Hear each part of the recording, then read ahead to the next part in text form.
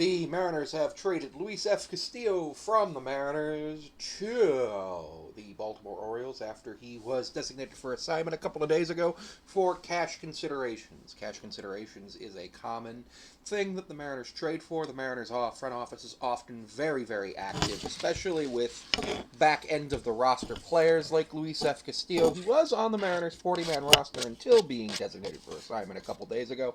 And he also did get two turns through the rotation where he was serviceable but not great. He allowed the Mariners to stay in the game. He played in Japan for a couple of seasons. He was a minor league player that we brought in as just depth this year in the hopes of just having him in AAA, but unfortunately that didn't work out as Emerson Hancock had that blow up start, and we had to have that whole change in the rotation. Then, of course, we had the issues with our rotation with George and Logan both missing time, which is really unfortunate because I would love to have not have had to have started Luis F. Castillo. Those were his first two major league starts this year. Were his first two ever major league starts. I think it'll be interesting to see how Baltimore uses him because Baltimore's rotation is quite terrible. But yeah, he did well for his two starts for the Mariners.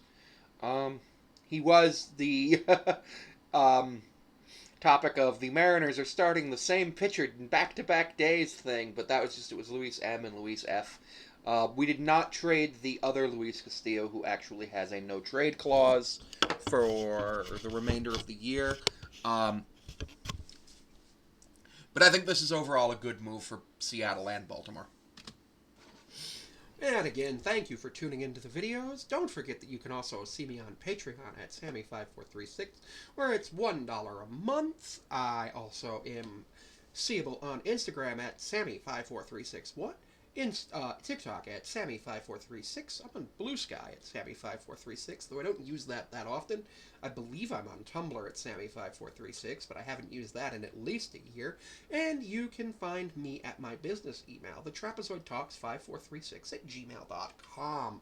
Any information you need to send to those business emails will be looked at. I generally look at my business email on Wednesdays and Sundays, so just do be advised that I do not always have the ability to respond immediately, but if you do send an email to my business email, and as long as it's not offensive, I will respond if it's something I'm interested in with something positive, and if it's something I'm not interested in, I will thank you for your email and go ahead and say that there may be a future opportunity for us to collaborate if that's something you're interested in.